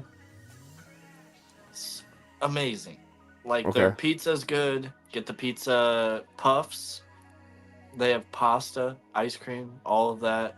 It's Rico Benny's. Rico Benny's. Okay. But Bennes. Gotcha. Okay. Cool. Yeah, I'll remember that because we'll be there for a couple of days, and like that's just what we're gonna do. We're gonna walk around Chicago and eat food and not get shot. If you go into a place and it looks really nice, there's good parking, the streets are good, don't eat there because that's shit food. Okay. You want to go to a place that you look like someone's going to be waiting inside the door to like put a bag over your head. That's where the best food is. Okay, fair enough. Seriously. I will take that advice to heart, and I will remember that. Yeah. Well, still be careful, but Sure, yeah. Booberry329 is asking, Dawson, are you going to be able to go back to the house where the murder took place? You and Nightmare Nation went there. She can't remember the name of the house. You know what she's talking about? I didn't want to necessarily spoil it, but that is where I'm going to do my data. Okay. My data-driven 3-day investigation. Because new information has came out about that since we went. Our video in that town went pretty viral, and people started talking. The case is like reopened. There's only certain things I can say. Yeah, that's fine. If you don't want to touch on it anymore, that's fine. She says she didn't mean to spoil it. A big channel came after, and what's funny is I didn't even see it because they're not manly and they're scared of confrontation.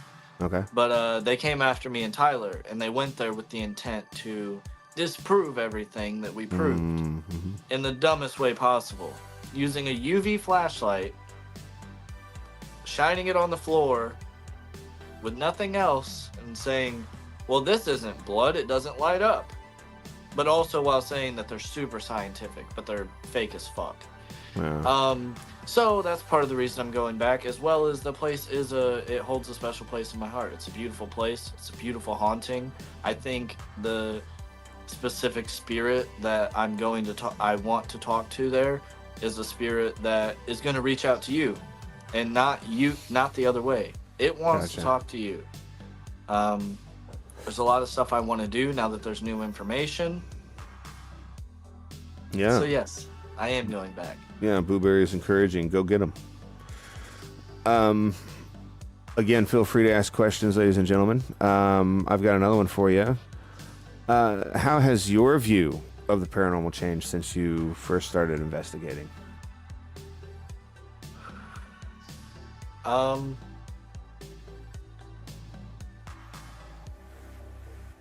It's more complicated than I thought. It's a hard question. You asked the heavy hitters. My view hasn't necessarily changed. I am curious if the whole theory about the observation and everything, the idea that I threw out there, because once, crazier and crazier things started happening, I was like, well, I need more cameras. I need this and that. Less started happening. Right. And I almost debated. There was this one place that I didn't end up going to, but I was going to go to. And I was like, I should just go, like, with one camera. And who cares if it happens right. off, because it still happened. But I was like, I wonder, can I self-prove to myself that there is something to being observed? Right. You go with one camera, you're on this side of the house, that happens on the other side of the house, Yeah. Yeah, by all means. I mean, it is no doubt when you're learning things and it completely shatters what you thought before. It's like a crazy adjustment, right? I mean, sometimes it's easy to just be like, oh, well, that didn't work, and then just let it go. But sometimes things really challenge your logic, don't they? Yeah, I'm all about. It's like I never started doing this with the intention of like, oh, it's, just fun. Like, I'm like, oh, okay, like, let's try to see, like, what we get here. And, I was interested in it, but, as things got crazier and crazier, I'm like, what else is there? Mm-hmm. Like, there was even a little bit of me. I don't believe in, like, Bigfoot, or I don't even believe in mediums. Yeah, I have a hard time with them too. I'm open-minded. If right. one can change my mind, without a shadow of the doubt, I'll change my opinion. Yeah. But like, there was one part of me, and it was about the time when I started running away from noises, where I was like, what else is real? Mm-hmm. I'm like, if ghosts are real, like, in my opinion, my experiences, they are, or right. whatever it is. I'm like, what if, like, these people aren't fucking crazy? What if there is a Bigfoot? What if there is fairies or whatever? I don't believe that, but, for a little bit, I did sit there and think about it, and I'm like, the same people that call people idiots and crazy about ghosts are the same people that call people idiots and crazy about Bigfoot. Yeah. Yeah, out of all the cryptids, growing up, I was always fascinated by all of this stuff, always. And I remember the first one that I really learned about was the Loch Ness Monster, which, I still love that story. I still love the idea of, but then there was the New Jersey Devil, and that's a good story. I like and then, that of course, one. Yeah, totally. It's such a creepy story. It's a good story, but the accuracy, obviously there's a lot of holes. Mothman was super cool, but out of all of them, go ahead. Mothman. Okay, so the third weekend in every September, Point Pleasant does a Mothman festival. Yep. They have the Mothman statue, and last year I was like, I'm gonna go do this. Like, I'm gonna film this. I'm gonna interview people. I'm gonna find some people that had a Mothman experience. It still is a touchy subject because of the bridge disaster and everything. Right. It really is. Like, they go hand in hand when you bring that up. But I want to like do that. And I was like, last year I was like, I'm gonna do this. I'm gonna do like a documentary on the Mothman. And the day I was like getting everything together, I found out that the festival was that day. Yeah, it was. I was like, what are the odds? Yeah. So this year, I really do want to go do that. And it's just fun. I'm not going to go find the Mothman. I mean, if I did, like, what if, right? But I'm not going to go find the Mothman. I want to hear the stories. I want to go to these places. I want to feel this environment. Yeah. And I want to, and I even, like, because what I want to do is I want to go to the festival, but I want to stay there for like a week and let the town die down again, a couple days later. And then that's when you do all the interviews and all this and that, because you can't just do it while everybody's partying in the street and the town is going crazy. Yeah. I do want to do that because I'm interested in that, whether it's real or not. Right. Which it's probably not, but I still don't get if it really was like a big ass bird. Yeah. Like, where's the bird? Yeah. Where'd it go? Why didn't it come back to that place? Because birds, they come when they find a home, they come back. Sure. Yeah, it is interesting. It does. When I think about Mothman, it's like I love the story, but it probably was just a gigantic owl. But at the same time, I'm also open to the idea of all the crazy stories. The Indrid Cold was like this intergalactic bounty hunter of sorts, and he was chasing down this Mothman was some sort of refugee, runaway, fugitive thing, and I like that story. As silly as it is, I like that story.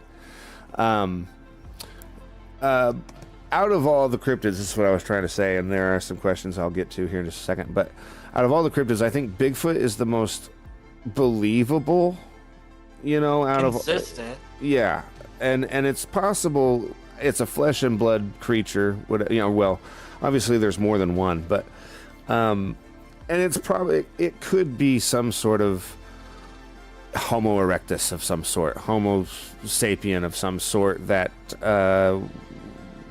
went away and decided to stay hidden because they watched us and were like, I want no part of those things, and then the fairies, which there's still lore, people that believe in fairies. There's like actual, like, there's this one scientist that like is constantly like going to like people that claim fairies, and I posted on my Instagram on one of my posts about Route 66. We found this fairy house, and they used to do it way back in the day in like the 70s and stuff. Is they build these little mini houses like in their yard and in their gardens and everything for fairies. And like while they maybe didn't think fairies were gonna come, there's like a real like interest in even the scientific community about fairies, or that maybe they did exist or something. Yeah. Well, the Fae, that's where it all comes from. And I often wonder, so like, way back when people were seeing whatever they were seeing, and we still have reports of like these balls of light that are little balls of light, like about the size of a basketball or softball or tennis ball sized, and they shoot around and do all this. And I can see someone seeing something like that and being like, that's a fairy. Now, whether it was some sort of ball lightning or swamp gas or whatever. But I've thought about this a lot because like there are UFO reports of this ball, about the size of a basketball that, comes down and breaks apart into, 9 or 10 little balls of light that go around and look around, and then they come back together as one and then shoot off. That doesn't sound like technology to me. That sounds like something that's alive. That sounds like something that could be potentially some sort of sentient energy, something that is alive. And to people who were way back in the day, if this was been going on for as long as people say it has, seeing something like that and being like, those are fairies. Now, I also wonder if the Fae and poltergeists, because they share very similar traits, very similar personality traits, if you want to call it that, where they're tricksters. Fairies were not supposed to be these nice little pixies like in Peter Pan. They would fuck you up. They would cause you trouble. And that seems like what poltergeists, they kind of have the same kind of thing. And also with some poltergeist cases, balls of light are witnessed. And I wonder if they're one and the same, Yeah, I'm not a personal just like believer of fairies, but I think fairies is a kind of cool thing, like that I can get behind, Yeah, like, at least be interested in it. I don't care, like, if it's real or not, but I'm interested in reading about it and the reports and this and that. Like, that's a cool thing. Totally. Air Force One asks, what is your ultimate goal on YouTube, success or education? I thought when you said Air Force, we were just talking about Bigfoot. I thought it was about to be like what do you mean? Like, sorry, can you repeat the question? What's your ultimate goal for YouTube? Is it success or education? Well, for me, that's a hard. So what I want to do is I want to do what I love, and like, they say, if you love your job, you never work a day in your life. Mm-hmm. I don't care if I have 10 million subscribers, 100,000 subscribers, whatever. I do want to be able to do what I love and have that be my living. I really do. But at the same time, I kind of said it earlier, I want it to last forever. Yeah. Because it is real. And despite everything, it's the paranormal is getting harder and harder with all these bullshit apps, and these creators are releasing more and more apps. Hey, don't use this one, use this one. And it's like we're straying further and further from what we're trying to get. And so I do want to try to keep it level, right, and have a safe haven that people can come to and watch, whether it be for entertainment or they watch because they know what they're seeing is real, or just 10 years from now I want someone to watch my video and be like, wow, like, yeah, absolutely. That's a good light at the end of the tunnel, so far when I go back 6 months and watch my videos, I'm like, fucking cringe and all that, but hopefully they balance. I don't know, maybe other people don't think that, because I am looking at myself, sure, judging it. Yeah, I do the same thing. Like when I'm going through my footage and stuff, I'm like, I am the cringiest investigator to have walked the earth. And I just ask questions. It's just like, seriously. Why did I say that? Right? Yeah. I think everybody does. Joe was telling me that like the first question he ever asked was like, "Are you alive?" Like, and it's just like, what? No, I think we all have those moments. No, right. I'm just kidding, Joe. I think we all have moments like that. Here's a good one. Booberry329 asks, can we give Dawson a timeout before he goes in honor of Candy 7? Yeah. Oh, Candy, I'm so sorry. I'm never going to live that one down. How do you ban your own mod? Right. I was there for that too. Question from Amy Harris. What are your thoughts on spirits visiting you in your dreams? Have you ever had anything like that? Oh, I have. Crazy. I'm going to sound crazy. Not to us, you won't. There's people that are probably on the fence about me, and they probably watch my videos and they're like, well, you know, some people say this and that, but like I really do believe dreams to a certain extent. Like, not all dreams have meanings, but I think they can visit you in your dreams, and I think your dreams are a way to be able to talk back with them in an easy way. It's like what are your dreams? You know, it's right. It's a crazy thing. You know, it's not your eyes because your eyes are closed. It's not. It's this weird like explosion of whatever, and you can feel. You know, it. I don't know. I've had a lot of weird things with dreams. For instance, gonna get a little deep here. My grandma is very much a believer, and she was kind of like me. When she went places, like, things happened. It was just weird. And after she passed away, for a couple days in a row, she came and visited me, gave me messages, and it was real. Like, it was there. And it was some of it was a little scary. I had to like figure out what she was trying to say, what she was trying to tell me. It got to the point where I almost drove down to New Orleans and went to like every psychic I could to try to find a real one, to try to figure out what was going on with my dreams.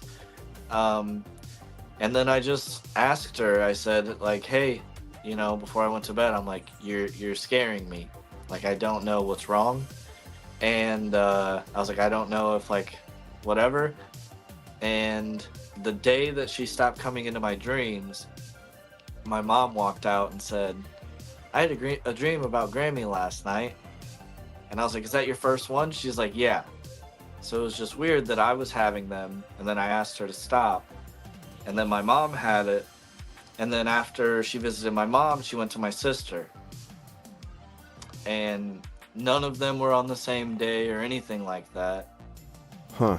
I think she was messing with us as well as saying hi and all this and that. I had a dream just the other day. I have this kind of often involving a specific person, and that specific person, when I woke up, I found out, you know, their life wasn't doing too well that day. They were moving, and it wasn't good. And in my dream, it was very similar. And I had a dream that my daughter had, like, fell and hurt her teeth. And then my daughter FaceTimes me, and she kneed herself in the mouth and busted, like, her front tooth. Ugh. And I literally texted and said, hey, you know, keep an eye out because she's going to fuck her teeth up. And, oh, whatever. And I'm like, you think I'm great? And it happened. Huh. That's amazing. That's amazing. It's weird. Yeah. See, I haven't had anything like, I mean, I've had some deja vu moments and stuff like that. But back to the idea of spirits coming and talking to you in your sleep. I had this friend who Amy also knew very well, and she's in the chat. His name was Tony, and he died. He suddenly died. He was only, I think he was 39. Wasn't, you know, he had a massive heart attack and died. And it turned out that the arteries to his heart were 72% closed off. After he died, I had this dream. He came to me, and he looked shiny and new. That's the only way I can explain it. It looked like him, but he looked shiny and new, smooth, and I don't know how to explain it. And I asked him, I said, what happened? And he said, I was laying in bed, and all of a sudden my arms started hurting really bad, and then my chest just started hurting, and I got up to get my mom, and I died, and I was dead before my body hit the floor. That's what he told me in my dream. The next year, I went to his mom's house on his birthday, and we spent Tony's birthday with his mom and dad. And, you know, I questioned, should I bring this up? But I had to, and I told her, this is what happened. And she said, you know, what's really weird about that, Jimmy, is that's exactly where I found him. He was on the floor next to his door, as if he was trying to leave his room. And I really do believe that he came to me, and because I mean, he was one of my best friends, so I was very distraught over it. Now, could that have been my brain? Right, that's coping? the thing. Yeah, coping. But when I brought it up to her, that was why I really had to ask, because her saying, well, that's where I found him, that to me says, no, this actually happened. You know, this was actually an experience. Any more questions out there? Again, just put Q before your question, and that way it'll help me determine what are questions in the chat. If you could go back to the beginning of your journey, what advice would you give yourself?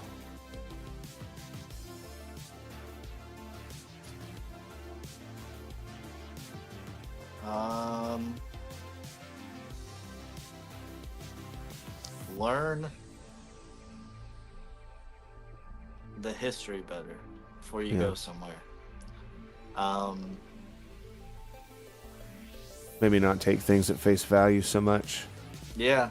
I mean, really, like, I don't really have many regrets other than...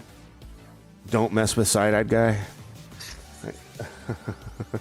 Don't respond. No, because then I wouldn't have, like, hung out with him and became friends with him and, you know, did ghost hunts with him and Joe and Nightmare Nation. And, well, I was already doing videos with Nightmare Nation. But, no, I'm actually, like, glad that happened because I met some really cool people that have become friends, like Side-Eye Guy, Crow Judas, Joe, Dawn, you know, anybody I'm missing out, you, Matt, Jeff from Brew Productions. Like, I would have never talked to probably any of you guys. We have a caller who is here with us right now. Everybody, please welcome the Squatch. Oh, shit. The Squatch is live with us. Squatch, you got a question for us over here? Grr. Hello? I'm hearing nothing, so I don't know if your audio is bad or if this is just the call-in. You can only hear tree knocks. I'm not sure what's going on here. I think he's trying to talk. He's trying to communicate, ladies and gentlemen, but we're having a... We're watching in real time. Yeah. Sasquatch learn how to talk. Yeah, I think he got his glasses from Ozzy Osbourne. So maybe they're good friends. Either way, my friend That Squatch... wouldn't surprise me. If Ozzy Osbourne was friends with a Bigfoot, that would not surprise me. Anna Banana, thank you for the $5. I don't know if that just happened. I did get a notification earlier, but I wasn't able to see it. My bot telling me who did what is not working for some reason. I'm going to have to fix that. Squatch, we can't hear you, but we appreciate you showing up and letting everybody know that you are real. Thank you so much. So sorry that we couldn't hear you, my friend. Yeah. All right. I got another question for you. What do you hope viewers take away from your videos?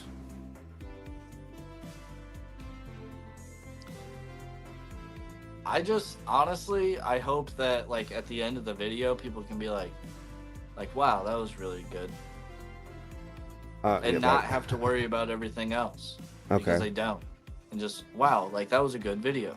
It can be fun and real. Things can happen. It's not always nothing. I honestly like when people are in the comments, like, questioning certain things. Like, I've had a few comments from people that are like, I don't believe in ghosts, but I really enjoy your videos, and that made me scratch my head. And I'm like, that's cool. Whether they believe or not, or whether, like, I'm not trying to convert anybody and be like, hey, like, believe me. But I think regardless, it's something that they can walk away and be like, you know, I can't wait for the next one. Yeah. That's all you can hope for. It looks like Squatch may have figured out his issue, so let's bring him back to the stage one more time and see if he's got this straightened up. Squatch, can we hear you now? Are we better? Are we There good? we go. Can you Now hear we me? can hear you. We can hear you. All right. My bad, guys. Like I say, I have limited resources out here in the woods. Sure. Wi-Fi Anyway. sucks. Dawson, Jimmy, awesome interview. Love this. Thank you. Future I love doing comment, it. My buddy Air Force can't wait for game night, so remember that. Okay. Fair enough. Dawson, you're awesome. I love the genuine nature you bring to this and how you want to keep it real. Love that. Keep that. Never let that go. You know, I mean, I want to see your channel grow. Love what you're doing. Much respect. Is my audio good? Everybody always gives me shit about my audio. Am I good? Yeah, we can hear you. Well, right. It doesn't sound like it sounds very human. Right. It will. We do share DNA, I bet. We do share DNA. We say we're all human, but are we really? Well, I mean, if the theories are true about what Bigfoot is. Yeah, I'll have to go with an old Kiss quote, almost human. Anyway, no, I really appreciate that. Yeah, thanks for letting me pop in. Just wanted to give you much props, man. Love what you're doing. Thank you. Keep it up. Please. I really appreciate it. Yeah, I plan to keep doing it. Thanks for dropping in with us and such wonderful words of encouragement, my friend. Hope to see you again. Much love to everybody in the chat. You guys know that's where it's at, man. That's where the love and all the beauty is. So, Thank you so much. Have a good night, guys. You too, Squatch. I love Squatch. Yeah, I love Squatch. And I'm glad he brought this up because after the interview, I will be doing my community game night, which is we'll be playing games. So if you want to join us, I know that you have chickens to feed, but if you can find time afterwards and you want to have something to do, after I end this live, I will go live with the community game night, and I encourage everybody in the chat, everybody to and Dawson, if you'd like to join us, that would be awesome. So yeah, if there are no more questions, because we're at the 2 hour and 6 minute mark, and I know that he had a very limited amount of time to hang out, I'm going to go ahead and end it now. Is there anything that you would like to add? Where can people find you? How about that? Where can people find you? I am literally Dawson Toller on everything. Okay. Instagram. I got a Facebook page that I don't hardly ever use, but if people go and like it, I'll start actually using it. I got a TikTok. I think I already said Instagram. Mm-hmm. Dawson Toller on everything. My channel, my YouTube channel. I release videos every other Sunday. I go live every Friday. Okay. And actually, because I was looking you up on Facebook, and I found, I think, your private account, and then I had to put in Dawson Toller Paranormal, and that was what led me to your what do you call it, public figure account. So I'd like to throw that out there too. Okay, so because of that, I'm gonna go change that to Dawson Toller Paranormal on Facebook. If anybody wants to, and you want to go follow that, I'm going to change it to Dawson Toller Paranormal. Okay. And that way it's easier to find. But everything else, just Dawson Toller. Right on. All right, ladies and gentlemen. Well, Dawson, it has been great. I will, again, no doubt, I'm sure we'll talk to each other. I'm just going to let you go do your chores and hope to see you on game night. If not, I'm not going to be offended by it, but I'd love to see you over there, and I know everybody else would too. Yeah, send the link, and I'll do my best to pop in. Sure. No promises, but I'll try to pop in for at least a little bit. Thanks for having me on. Seriously, you have some good questions. I love the way that your live is set up and everything. Super cool. Seriously. I didn't even know you could do all that on StreamYard, but it's awesome. So seriously, good show. You're a good guy, and thanks for having me on. I really appreciate it. Oh, I appreciate you. If you haven't yet, if there's anybody in here for some reason that isn't subscribed, please do so right now. Yeah, that side, the other side. There you go. I don't know. You're pointing at the other to your right. Is it not working? To your right. There you go. What the fuck? Awesome, my friend. Well, I appreciate the kind words again. What a wonderful interview. This is the guy that's trying to prove ghosts. Can't even figure out how a camera works. No, seriously, thank you so much. I appreciate it. Oh, no problem, brother. Anytime. I'd love to have you on again. Love to have you on again. Definitely. All right. Well, I will say goodbye to you, and we'll see you next time, my friend. You have a good night. Yep. Bye, everybody. All right, brother. I am closing everything out now. Ladies and gentlemen, this has been a wonderful interview with Dawson. And again, if you haven't yet, go over to Dawson's channel. I know that Booberry shared his link. Go over there and subscribe to the man because he deserves it. And thanks, everybody, once again. This has been another episode of Into the Night.